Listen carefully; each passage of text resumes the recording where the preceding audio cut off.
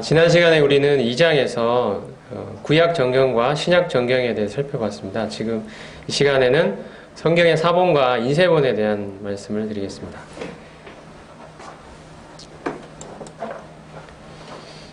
우리가 잘 아는 것처럼 구약 성경과 신약 성경의 원문은 현재 존재하지 않고 소실되었습니다. 구약 성경도 마찬가지로 구약 성경 각 권의 원문은 존재하지 않고 현재 소실된 상태입니다. 그래서 성경 원문 또는 성경 원문을 베껴 쓴 사본을 다시 베껴 쓴 필사본이 존재하고 있습니다. 구약 성경 사본도 마찬가지인데요. 원문을 베껴 썼거나 혹은 원문을 베껴 쓴 사본을 또다시 베껴 썼거나 하는 필사본들이 다수 존재하고 있습니다. 그 중에서도 구약 성경 사본 중에 가장 유명한 것이 바로 마소라 본문이라고 불리는 그러한 사본이 되겠습니다. 주 9세기에서 10세기에 걸쳐서 작성이 된 그런 마소라 본문인데요. 배경을 말씀드리면 마소라라 불린 유대인 학자들이 당시에 존재하던 사본들을 모아서 히브리어 구약 성경 본문을 만들고 기존의 자음으로만 기록된 본문에 모음을 첨가하여 정확한 발음이 가능하도록 했습니다. 이 마소라 본문 중에 두 가지 유명한 사본이 있는데 하나는 알레포 사본이고 하나는 레닌그라드 사본입니다. 먼저 알레포 사본은 925년경에 작성이 됐는데 슬로모 벤 부야라는 사람이 기록을 했고 아론 벤 모세 벤 아쉐르라는 사람이 수정을 했습니다. 이름이 좀 어렵네요. 현재 애언서만 남아있는 상태입니다. 마소라 본문 중에 제일 유명한 것이 레닌그라드 사본이라고 불리는 사본입니다. 1008년경에 작성이 됐는데요. 이 레닌그라드 사본에는 구약 성경이 모두 수록되어 있고 현재 우리말 구약 성경의 번역 대본으로 사용되고 있는 사본입니다. 구약 성경 사본과 관련돼서 한 가지 중요하게 언급될 수 있는 것이 바로 사해사본입니다. 사해사본은 주전 2세기에서 주 1세기경에 기록이 됐는데 이 사해사본이 발견된 경위는 1947년 베두인족의 목동들이 사해바다 근처에 있는 에세네파의 동굴을 가게 됐는데 그 동굴에서 구약 성경이 포함된 사본들을 발견하게 됐습니다. 그래서 학자들이 1949년부터 56년까지 그 주변에 있는 동굴들을 철저히 조사해서 구약 성경의 사본들을 다수 발견하게 되었습니다. 이 발견한 목록은 에스더서를 제외한 구약의 모든 책이 발견이 됐습니다. 이 사해사본의 연대는 고문서학 분석과 탄소 연대 측정 등을 통해서 주전 2세기에서 주 1세기경의 기록들로 추정이 되고 있습니다. 이 사해사본이 갖는 가치는 기존의 가장 오래된 사본이었던 마소라 본문보다 천여 년이 앞선 사본이 발견되었다는 데 있습니다. 그리고 이것이 중요한 이유는 마소라 본문과 대조해 보았을 때 아주 사소한 차이들만 발견이 됐다는 것입니다. 예를 들어서 이사야서 같은 경우에는 단지 13곳의 사소한 차이만이 발견이 됐습니다. 우리는 이 사실로부터 히브리어 구약 성경의 사본 필사 과정이 얼마나 철저하게 이루어졌는지를 알 수가 있고요. 이 사해사본은 그에 대한 증거가 됩니다. 마소라 본문을 바탕으로 하고 있는 오늘날의 히브리어 구약 성경 본문이 얼마나 정확성이 입증된 그런 사건이라고 할 수가 있습니다. 그 다음에 구약 성경 사본과 연관되어서 또 살펴볼 수 있는 것은 70인역이라고 불리는 것입니다. 70인역은 이집트의 알렉산드리아 지역에 살던 유대인 디아스포라를 위해서 유대인 학자 72명이 구약 성경으로 된 히브리어로 된 구약 성경을 헬라어로 번역을 한 일이 있었습니다. 이 헬라어로 번역된 구약 성경을 70인역이라고 부릅니다. 번역 시기는 모세 오경은 주전 3세기 중반에 번역이 됐고요. 나머지는 주전 2세기 이후에 기록된 것으로 추정이 됩니다. 이 70인역에는 히브리 정경의 구약 24권 외에도 번역 과정에서 15권의 외경이 추가되었습니다. 이 70인역이 갖는 특징은 히브리 성경의 구약 분류법인 토라와 느비임, 케투빔의 이 3분류법과 달리 율법, 역사, 시가, 애언의 4분류로 구약 성경을 구분했다는 것이고요. 이러한 분류법은 오늘날의 성경들에게까지 그대로 이어지고 있습니다. 히브리 구약 성경의 분류법에 따르면 토라는 율법서, 느비임은 예언서, 케투빔은 성문서 이렇게 말할 수가 있습니다. 이런 3분류법에 비해서 70인역은 4가지로 분류를 했다는 데 차이점이 있습니다. 이 70인역을 담고 있는 사본으로는 4세기에 작성된 바티칸 사본, 그리고 시내 사본이 있고요. 5세기에 알렉산드리아 사본, 그리고 6세기에 마르칼리아누스 사본이 있습니다. 그 다음에 살펴볼 부분은 신약성경 사본입니다. 신약성경도 역시 현재 원문이 소실된 상태입니다. 그래서 손으로 성경 원문을 혹은 원문을 베껴 쓴 사본을 또 다시 베껴 쓴 필사본들이 존재하고요. 15세기 중반 구텐베르크에서 인쇄술이 발명된 이후에는 이제 필사본이 아닌 인쇄본으로 성경을 출간하기 시작했습니다. 이 인쇄본으로 최초로 출간된 성경, 바로 불가타 성경이 바로 최초로 인쇄가 됐죠. 신약성경 사본 수는 현재까지 약 25,000개가 넘는 사본이 발견이 되어 있습니다. 그리고 그 가운데 헬라어로 기록된 신약성경 사본은 2013년 2월 현재 5,795개가 공식적으로 등재가 되어 있습니다. 그 가운데인 파피루스 사본이 127개, 대문자 사본이 320개, 소문자 사본이 2,903개, 성고집 사본이 2,445개가 발견이 되어 있습니다. 이러한 신약성경 사본을 이제 분류하는 분류 기준은 기록 용지가 무엇이냐, 즉 파피루스 용지냐, 양피지냐, 혹 기록 문자가 무엇이냐, 즉 대문자냐, 소문자냐, 그다음에 본문이 연속되느냐, 아니면 발췌되어 있느냐에 따라서 크게 4가지로 보통 분류를 합니다. 기록 용지가 파피루스 용지에 기록된 것은 파피루스 사본이라고 불리는데 주로 대개 4세기 이전에 기록된 사본들입니다. 4세기 이후에는 양피지에다가 사본을 기록했습니다. 그 중에서 대문자로 먼저 기록이 됐는데요. 그 사본을 대문자 사본이라고 부릅니다. 시기적으로는 대략 4세기에서 8세기에 해당이 됩니다. 그 후에는 소문자가 개발이 되면서 양피지에 소문자로 기록을 했습니다. 이것이 소문자 사본이라고 불리는데 9세기 이후의 사본들은 연속된 본문을 양피지에 소문자로 기록한 특징을 나타내고 있습니다. 그리고 이처럼 연속된 본문이 아니라 어떤 각 요일별로 발췌해서 읽을 수 있도록 부분적인 본문이 기록된 것이 성구집 사본이라고 불리고 있습니다. 이처럼 신약성경 사본은 크게 이렇게 4가지로 보통 분류를 하고 있습니다. 처음에 신약성경 사본을 통해 신약성경을 출간할 때는 이용할 수 있는 사본수가 많지 않았기 때문에 예를 들어서 에라스무스 같은 경우에는 16세기 초에 헬라어 신약성경을 최초로 출간했는데 이때 그가 이용했던 사본은 4개의 양피지 사본에 불과했습니다. 그 다음에 19세기 말에 웨스트콧과 호트가 헬라어 성경을 출간할 때는 이용 가능한 사본의 숫자가 비약적으로 증가를 해서 약 200개 정도의 사본을 사용한 것으로 알려져 있습니다. 그러다가 19세기 중엽에 굉장히 놀라운 사건이 벌어지는데요. 이집트 각지에서 다량의 파피루스 사본들이 발굴이 되기 시작했습니다. 아주 오래된 초기의 사본들인 거죠. 이 2, 3세기경에 주로 기록된 이 파피루스 사본을 통해서 오늘 그동안에 기존에 가지고 있던 신약성경 본문, 즉 4세기 이후의 사본을 통해 재구성한 기존의 신약성경 본문이 2, 3세기의 본문과 같다는 것을 확인하게 되었습니다. 그래서 신약성경 사본이 갖는 정확성이 입증이 됐죠.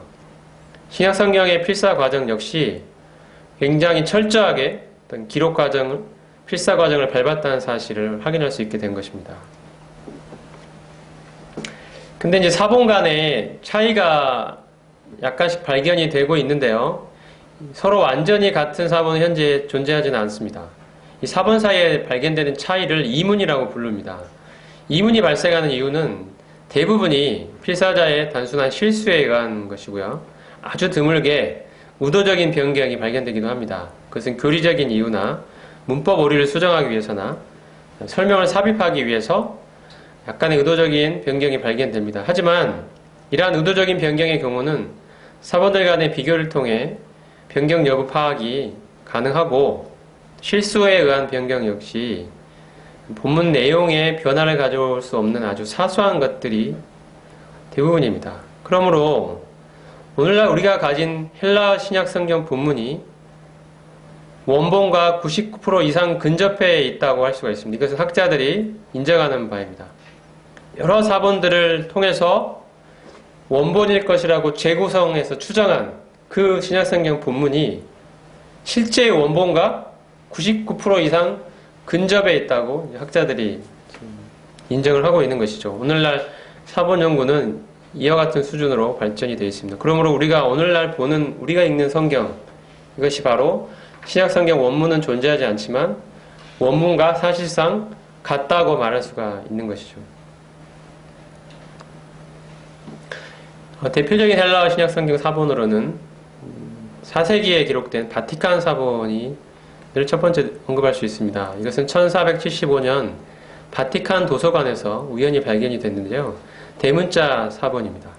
그 다음에 같은 4세기에 시내 사본이 있습니다. 이것은 19세기 중엽에 시내산 중턱의 성 캐서린 수도원에서 발견이 돼서 시내 사본이라고 불리는데, 역시 대문자 사본입니다. 그 다음에 5세기에 에브라임 재생사본이라고 불리는 사본이 있는데, 왜 재생사본이냐면 5세기에 대문자 사본으로 기록을 했다가 12세기에 이 대문자 사본의 글자를 지우고 그 위에 다시 소문자 사본으로 재사용했기 때문입니다. 그 다음에 또 유명한 사본은 베자 사본이라고 5세기의 사본이 있는데, 이 특징은 헬라어 본문과 라틴어 번역본을 두 개의 언어를 양쪽에 각각 기록했다는 그런 특징을 가지고 있습니다. 역시 대문자 사본입니다. 그 다음에 아까 말씀드린 것처럼 구텐베르크에 의해서 인쇄술이 개발된 이후에는 많은 성경이 이제 인쇄본으로 발간이 되기 시작했습니다. 시약 성경 인쇄본 중에 유명한 텍스투스 레셉투스라는 수용 본문이라고 불리는 계열의 인쇄본이 있습니다. 이것은 18세기까지의 공식적인 본문이라고 할 수가 있는데요. 이 TR 계열, 텍스투스 레셉투스라고 불리는 이 수용 본문 계열에 가장 먼저 언급할 수 있는 성경은 앞에서 언급한 바로 에라스무스의 헬라어 신약 성경입니다. 이것은 최초로 헬라어 신약 성경 인쇄본을 발간한 그러한 특징을 가지고 있는데 1516년에 일어난 일입니다. 앞에서 언급했듯이 이때 에라스무스는 4개의 사본을 사용했습니다. 복음서 1개, 사도행전과 공동서신 1개, 바울서신 1개, 그리고 22장 16절부터 21절이 훼손되어 있는 요한계시록 1개.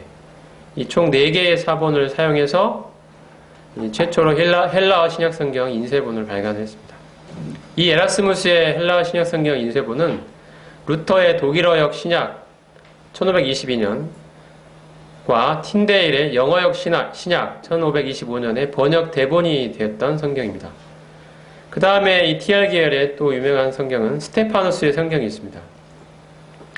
특히 스테파누스 성경 중에 1551년에 발간된 헬라어 신약 성경 4판에서는 오늘날의 성경과 같은 장절 구분이 표시가 되어 있습니다. 원래 원문에는 장절이 없었는데요. 성경에 있는 사람들의 편의를 도모하기 위해서 중간에 장절을 구분하기 시작했고, 스테파누스 이 성경에서 오늘날 우리가 갖고 있는 것과 동일한 그러한 장절 구분이 표시가 되었습니다. 그 다음에 베자 성경이 있습니다. 1598년 출간한 헬라어 신약 성경인데요. 바로 이 성경이 오늘날 잘 알려진 킹 제임스 성경, 흠정역 1611년 판의 번역 대본이 됐습니다. 그래서 흔히 킹 제임스 역도 TR 계열로 불릴 수가 있는 것이죠. 그 다음에 엘제비아 형제가 출간한 헬라어 신약 성경이 있습니다. 1633년 출간한 헬라어 신약 성경 2판 머리말에서 널리 수용되는 본문이다 라는 의미로 텍스투스 레셉투스라는 표현을 사용했는데요. 라틴어로 received text라는 뜻입니다. 수용 본문이라는 이름이 여기서 유래했습니다. 그래서 이러한 것들이 바로 오늘날 킹 제임스 역과 같은 흐름을 가지고 있는 수용 본문 계열의 인쇄본이라고 할 수가 있습니다. 그 다음에 여기서 머무르지 않고 그 이후에 헬라 신약 성경 이 사본 이 본문을 만들어내려는 그러한 노력들은 계속됐는데요. 먼저 그 19세기 이후에 여러 가지 사본들이 많이 발견되면서 티센도르프라는 사람이 많은 고대 사본들을 발견하고 해독하여 1869년 헬라 신약 성경을 출간했습니다. 그 다음에 형제교회 소속의 성경 사본학자인 트레겔레스라는 사람이 수용 본문보다 더 많은 수의 사본들에 대한 연구를 통해서 수용 본문의 약점을 극복하고자 시도했습니다. 그 다음에 잘 알려진 유명한 웨스트콧과 호트에 의해서 여러 다양한 추가적으로 발견된 다량의 사본들을 연구를 해서 1881년 수용 본문보다 더 우수한 본문을 지닌 헬라 신약 성경을 출판하기에 이르렀습니다. 그리고 그 다음에 마지막으로 오늘날 가장 잘 알려진 네슬레 알란트 신약성경 인쇄본이 있습니다. 1898년에 1판이 출간된 이후에 현재 가장 권위 있는 헬라 신약성경 본문으로 인정받고 있습니다. 수용 본문을 완전히 대체했다는 평가를 받고 있습니다. 오늘날 대부분의 번역성경의 신약성경 번역 대본으로 사용되고 있는 그러한 신약성경 인쇄본이 되겠습니다. 우리말 성경도 바로 이 네슬레 알란트 이 본을 통해서 번역이 되어 있습니다. 마지막으로 우리말 성경의 역사를 살펴보면 1882년 로스라는 선교사가 예수 성교 누가복음 전서라는 책을 발간했는데 이것이 바로 최초의 한글 성경입니다. 누가복음을 번역한 것이죠. 이것은 영어 성경인 ERV와 중국어 번역 성경을 대본으로 번역을 한 그런 성경책이 되겠습니다. 그 다음에 신약 전서가 한글로 번역이 됐는데 1882년에 예수 성교 전서라는 최초의 한글 신약 전서가 발간이 됐습니다. 그 다음에 1911년은 성경 전서라는 이름의 한글 성경 전서가 최초로 발간이 됐습니다. 구약과 신약 전체가 다 번역이 된 거죠. 언더우드와 아펜셀러, 그 다음에 한국의 학자들이 공동으로 번역을 했습니다. 네슬레 25판과 ERV, 그 다음에 ASB를 번역 대본으로 삼았고요. 흔히 구역이라고 불리고 있습니다. 그 다음에 1938년에 성경전서 개역이라고 불리는 구역의 개정판이 출간이 됐고 여기서 아레아가 없어졌습니다. 그 다음에 1961년에는 성경전서 개역 한글판 성경전서 개역의 본문을 더 손질해서 20세기 후반에 한국 개신교에서 가장 널리 사용되어 있던 성경책이라고 할 수가 있습니다. 최근에는 성경전서 개역 개정판이라고 불리는 성경이 1998년에 출간이 됐는데요. 앞서 언급한 개역 한글판을 대폭적으로 개정한 성경이 되겠습니다. 고어와 한자어를 쉬운 말로 고치고 예를 들어서 약대라는 말을 낙타로 고친다거나 후사라는 말을 상속자라고 고친다거나 헌화한다는 말을 소란한다는 말로 고친다거나 이런 옛날식 표현들을 혹은 한자 표현들을 오늘날 사용되는 용어들로 바꾸고 맞춤법의 변화를 반영했고 어색한 문장을 손질하고 또 장애인 차별 용어를 수정한 그런 특징을 가지고 있습니다. 이상이 우리말 성경이 번역된 역사를 간략하게 살펴본 내용들입니다. 하나님께서 오늘날 성경의 원문은 존재하지 않지만 수많은 사본들을 남기도록 하셔서 그 사본들 간의 비교 연구를 통해서 원문은 존재하지 않지만 사실상 원문이라고 할 수 있는 그와 동일한 수준의 사본들의 재구성을 통해 추정된 원문을 우리로 하여금 갖게 하셨습니다. 그것을 이제 여러 학자들의 노력을 통해서 오늘날 우리가 가지고 있는 이 성경이 헬라어 성경 사본 본문과 또 히브리어로 된 그 본문이 사실상 원문과 같다고 볼 수 있는 그런 성경을 우리가 소유하게 이르게 되었습니다. 그러므로 원문이 존재하지 않는다는 이유로 오늘날 성경을 신뢰할 수 없고 믿을 수 없다는 주장들은 다 잘못된 것입니다. 수많은 사본들 간의 비교 연구를 통해서 원문과 사실상 같은 그 내용을 오늘날 우리는 재구성해서 가지고 있습니다. 그리고 이러한 헬라어 성경 사본, 성경 본문과 히브리어 성경 본문을 통해서 우리는 자기 나라의 언어로 번역을 해서 오늘날 하나님의 말씀을 우리가 소유하게 되었다라고 할 수가 있습니다. 이 시간을 마치면서 여러분들에게 던지고 싶은 질문들이 있습니다. 이 질문을 통해서 오늘 이 시간에 배운 내용들을, 살펴본 내용들을 함께 정리할 수 있으면 좋을 것 같습니다.